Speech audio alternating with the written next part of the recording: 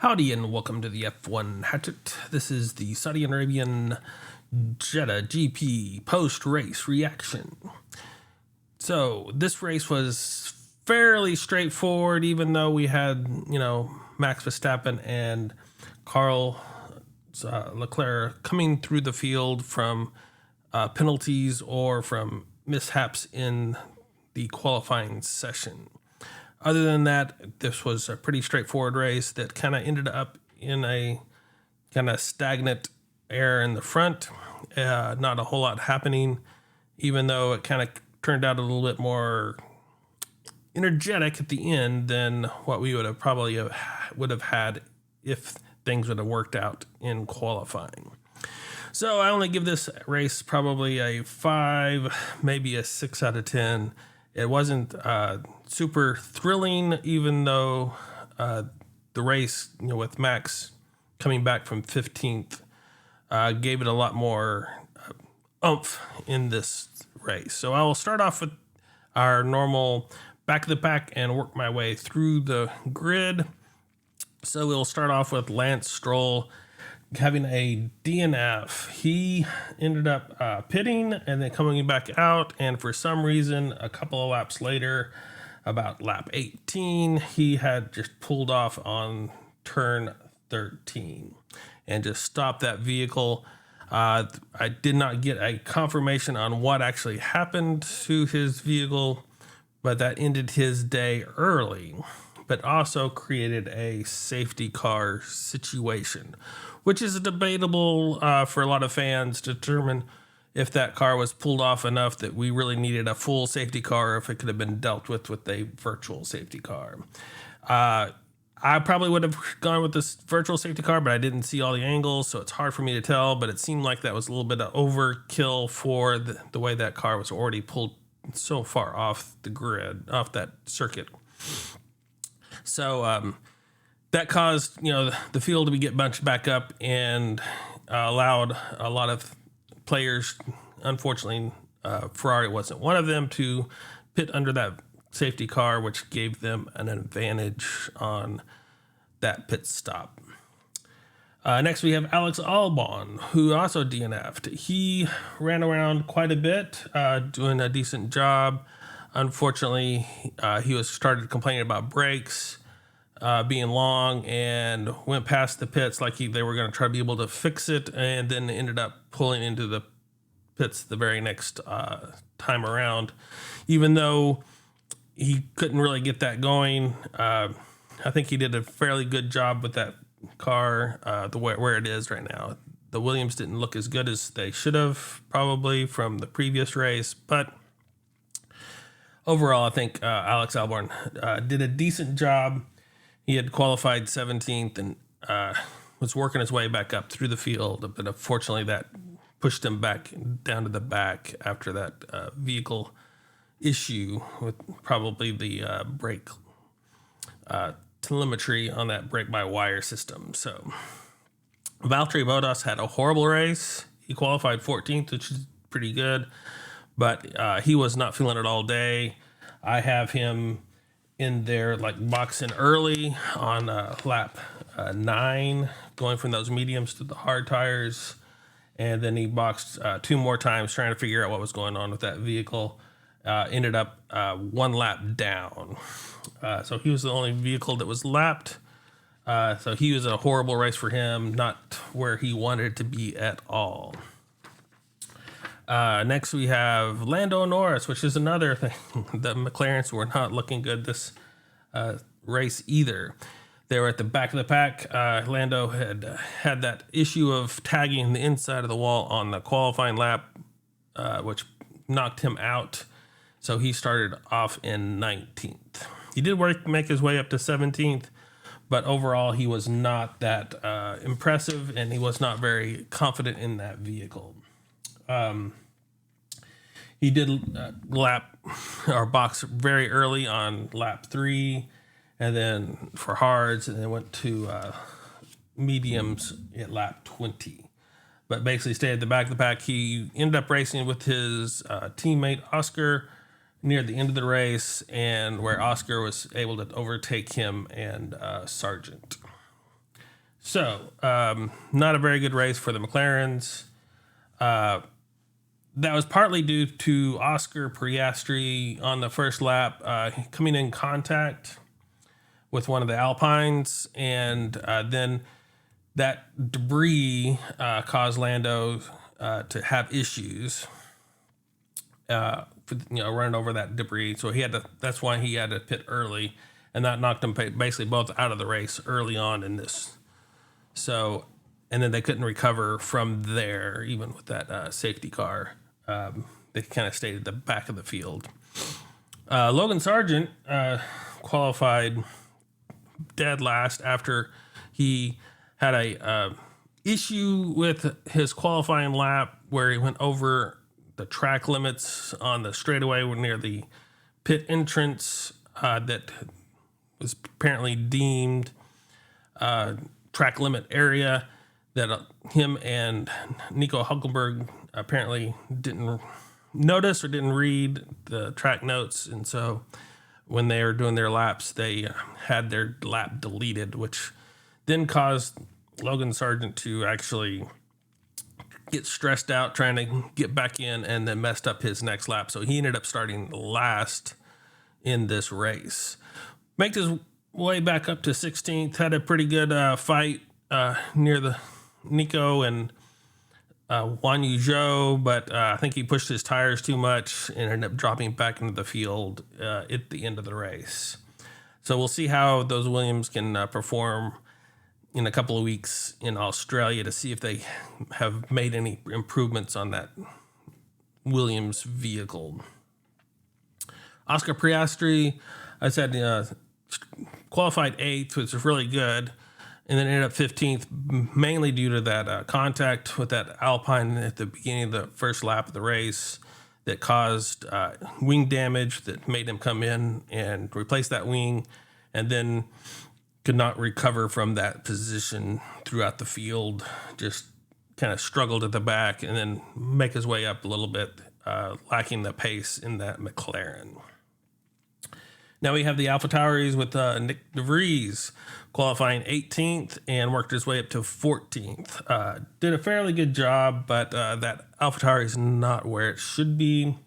I have him having a good fight with Logan Sargent and 42 overtaking that 14th position at that point in time.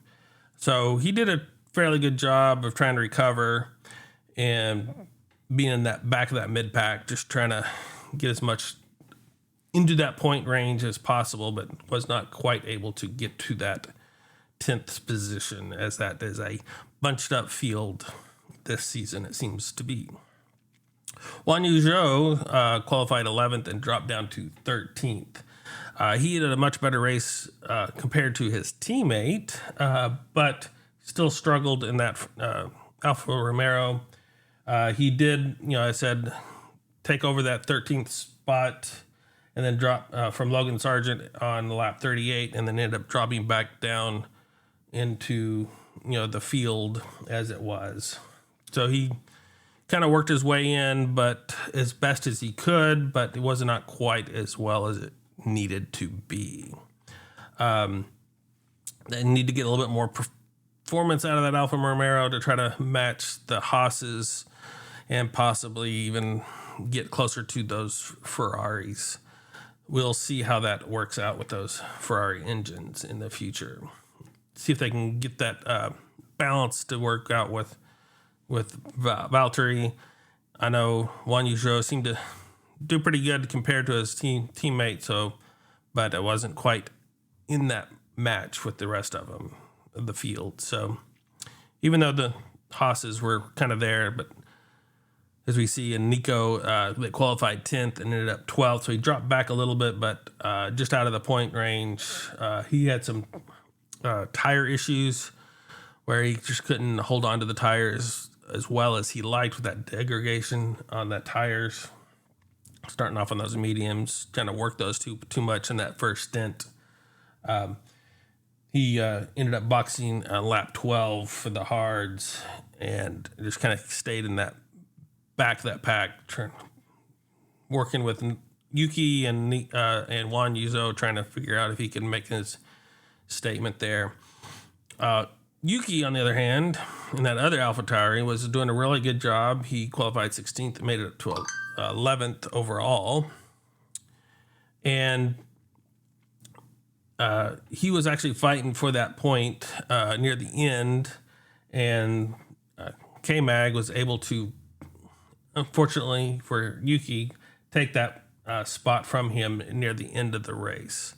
So Yuki in that AlphaTauri was doing a fairly good job overall, and was doing a lot better than his teammate Nick DeVries in that situation, trying to get that AlphaTauri into the points. Unfortunately, as I said, K-Mag made that last position on lap 46, so just at the very end of that race, got pulled out. He did a good fight with K-Mag, going back and forth, throughout the race on that position.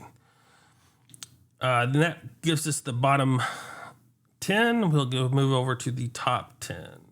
The top 10, as I said, kind of talked about earlier, was Kevin Magnussen in that 10th position, earning Haas that first point of the season for that team.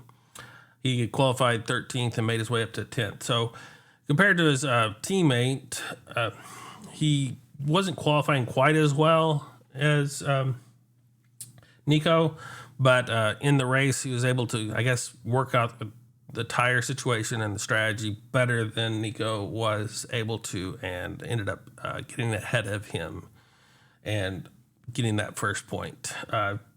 Did a good fight with Yuki Tsunoda in the last stint of that race, which is pretty interesting to watch.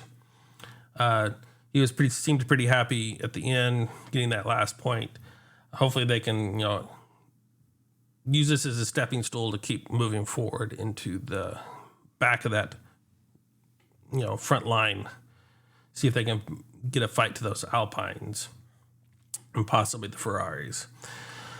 We'll see, because Ferraris struggled, it seemed. So we have Pierre Gasly that qualified 9th and ended up 9th. So he did a pretty good, solid race all the way through, about as best as he could manage in that Alpine. Not the greatest, but not the worst. Kind of stuck in that line. Didn't see much of him or Ocon in that. Kind of had a little tussle up in the first lap, but ended up being able to keep that Alpine in the running and ended up where he left off in 9th place. Ocon qualified a little bit higher than Pierre Gasly in 6th, but dropped back down to 8th, just ahead of him. Mainly that was basically due to the same situation with, the Ferraris and Charles Leclerc and Max Verstappen, coming through the field, and where they didn't really have a chance to hang with those top leaders in any way. And I call Ferrari a top leader. But Charles qualified 2nd, had a 10-pace grid penalty that dropped him back to 12th because of engine replacement parts. So he started in the grid at 12th, where I have him marked here, and worked his way back up to 7th. He was not super happy with the tire situation. He started off on the softs. He was one of the first few people to start off on softs, worked his way to hards. Just did not get the balance after that safety car came through. That he pitted just before that safety car came out, so he missed the safety car advantage from the Mercedes and the Aston Martins and the Red Bulls. So he lost on that, so he kind of got stuck in that. He said it was the train behind Carlos Sainz, where he couldn't make up as many positions as Max Verstappen did. So not the greatest weekend for the Ferraris, or with Carlos Sainz qualifying 4th and dropping back to 6th. I don't know, they just couldn't have the drive to keep in there. I know they debated about having another pit stop in that mix, but couldn't ever get the grounds to handle what they needed to do during this race to actually be competitive to the Mercedes, which were just ahead of them. I have he did get ahead of Stroll pretty early on with Carlos, but then with Stroll dropping out, he still ended up 6th. So not the greatest race for the Ferraris. I think they need to have a little bit of work done. Hopefully they can get things sorted out in a couple of weeks' time when they go to Australia. And then we have Lewis Hamilton, who was not very happy with this race, even though he did fairly well. He qualified 7th and ended up 5th. I know he's looking to be fighting for the front of the race and wasn't quite at that point. He started off his race on the hard tires and worked his way up, and just was not feeling the hard tires at all. I think that was part of the warm-up factor. Starting the race on that, putting that extra load on those hard tires didn't help at all. And that kind of radio message from Lewis during that race kind of put a hesitation on the other teams on how the hards would have lasted.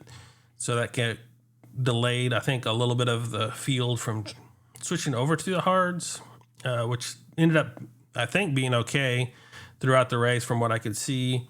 They were just having that initial phase of getting them into that right temperature position was not the best at the start of the race.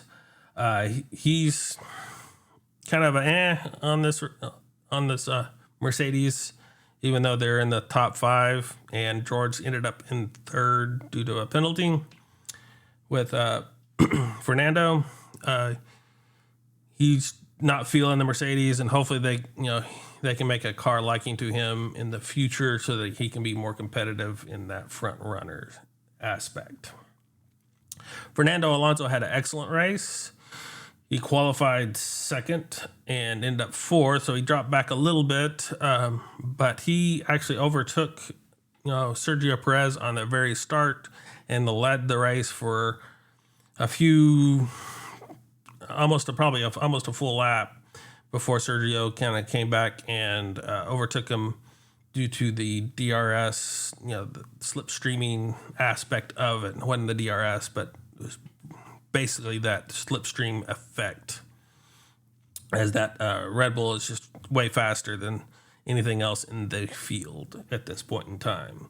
Had a solid 2nd position for the whole race, basically until Max Verstappen came up through the field and was able to overtake him in that situation where he was his tires were just not going to be able to fight him that well.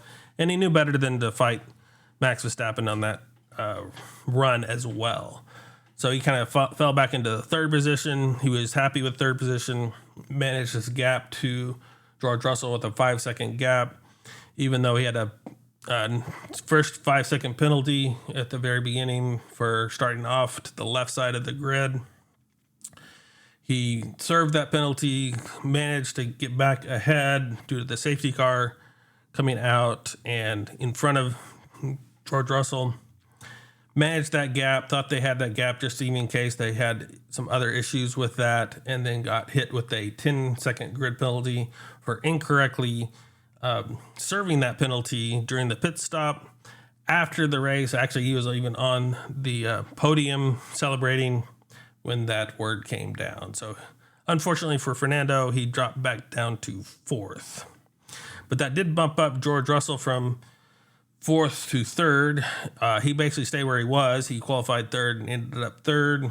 A really good race for him, kind of keeping in that pack, without wearing those tires out and just keeping the framework to stay out of trouble and still be ahead of the Ferraris basically for the most part, and then getting dropped back behind Fernando at the very end because of that penalty that Aston Martin received.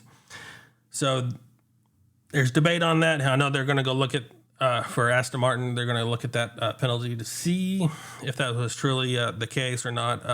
What it looked like from the analysis is maybe the rear jack person touched the car before it was the mark, and so that would have probably caused that incorrect penalty, because you cannot even touch the car because they consider that work done. But anyway, really good run for George Russell to even come into fourth. I think he was really happy to be in fourth position, and then with that penalty got bumped up to third. He kind of shrugged it off very humbly, as saying that Fernando really deserved that with that Aston Martin because they were just that much better car than the Mercedes, but ended up getting that third position, so get those points extra, so that'll help him out in the long run. And then we have Max Verstappen, who got the fastest lap of the race and was voted the driver of the day. So he got pushed back to 15th for qualifying because he had a drive shaft issue in qualifying, so he couldn't really participate in Q2 at all. And so he just was left at that back of that qualifying grid. He did work his way up and ended up trading fastest laps with Sergio, and there was some little debate on who was going to have the fastest lap. And with the team was trying to salvage as much as they could. They didn't want anything to happen to either of their drivers, so they were trying to downplay like who had the fastest lap, so that they wouldn't push it and possibly make a mistake and take out one of their vehicles that were in the first or second position. But Max Verstappen ended up going for it anyway and made it on that very last lap. So Sergio had it on the second to the last lap, and Max was able to overtake him on that fastest lap, which keeps him in the lead on the driver's standing, which is important for him, but kind of dangerous overall for the Red Bulls as they were fighting it out. He couldn't quite actually get within fighting distance to overtake that first position.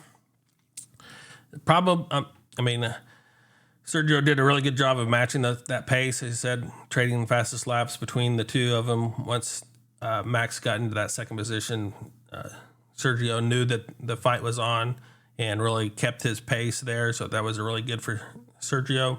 His only issue for Perez was that the very start of the race where he didn't quite get the start he wanted, and Fernando overtook him on that first corner, but he was able to retake the lead fairly quickly and get a gap in front of Fernando. So there wasn't any really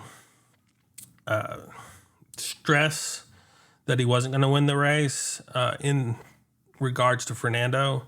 The stress came at the end of the race when Max Verstappen was able to work his way back up through the field into that fighting position.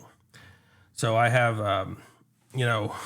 for Max, he was in third spot at lap 24.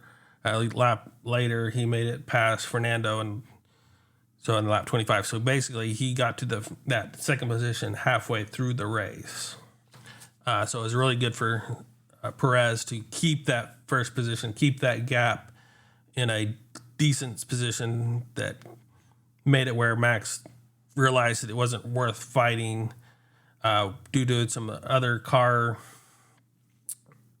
feeling, I guess is what they say. He was saying that he thought maybe the drive shaft was having some issues. The team, looked at it but could not find anything wrong with that. But they were just wanting to get those two Red Bulls back in a good condition. So that ends the race. That's pretty much really what happened. And there's not a whole lot that, as I said, with passing in this race, it kind of made it interesting with Charles Leclerc and Max Verstappen coming back through the field for different reasons going up through. So the driver standing, we have lots of changes because this is just the second race. But Max Verstappen stays the leader in that. So we'll go back through. So Lando Norris kind of drops back down to 20th position behind his teammate Oscar Piastri, just because of positioning. Nick DeVries drops down a little bit. Juan Yuzhou drops down a little bit. Logan Sargent drops down a little bit. Nico actually stays the same. And then you have Yuki Tsunoda dropping down a little bit, all with 0 points. So that's very fluctual depending on race wins and where they ended up with in the 2 races that were there. So that's kind of how that works out. Then we have Alex Albon with the 1 point last week, or the first race, I should say, because it's been 2 weeks ago. Kevin Magnussen making that first point for the Haas, moving into 12th. Pierre Gasly stayed with, back down the field a little bit, even though he's gained a little bit of points with 4. Ocon moving forward with those 4 points. Valtteri Bottas moving back in the field, keeping those 4 points. And then Charles Leclerc making his points up after DNFing in that first round with those 6. Lance Stroll dropping down, having the DNF this time, with keeping those 8 points. And then Lewis Hamilton moving up, now having 20, and Carlos Sainz with 20. Then you have George Russell, moving ahead of them into that 4th position with 21 points. Fernando Alonso with 27, and Perez just behind his teammate Max Verstappen with 43. So if Perez had gotten that fastest lap, he would have been leading the championship. So that's kind of why their battle was fighting as much as they were, I think, just as well as trying to prove that he is on par with Max. And then we have the Constructors Champion. So we have McLaren with 0 points still, and AlphaTauri with 0. Williams staying with that 1 point. Haas gaining the 1 point to match them. Alfa Romeo with 4 points, staying as they did last time. Alpine getting bumped up quite a bit since they actually had some decent running this race, gaining 6 points, so they have 8 now. Ferrari moving up to 26. Then you have Aston Martin dropping back because of that penalty with Fernando, and having Stroll drop out of the race didn't help the point standing there, so they only moved up to 35 points. That dropped him behind the Mercedes, who went from 16 to 41. And then, of course, Red Bull is pulling away with 87 points overall. So overall, I said, this is a 5 or 6. I mean, it's kind of an average race, pretty good. I probably would have said, Max Verstappen probably deserves the, driver of the day coming back through the field, even though if I had to choose someone else, I'd probably say Perez, even though he dropped back in the field just slightly into second position at the start of the race, did that bad start, but he didn't shake him that much in the sense of him, retaking that first position fairly quickly and just keeping that lead ahead of everybody else, even with that safety car bunching up the field again, keeping that distance. So I think Perez deserved probably at least a nod at Drivers of the Day as well. So that is my reaction to the Jeddah Saudi Arabia Grand Prix. If you have any thoughts or questions, leave them in the comments. And if you made it this far, please like. And if you want to see my reactions for the Australian GP in a couple of weeks, please subscribe. Thank you very much, and I will see you on the grid.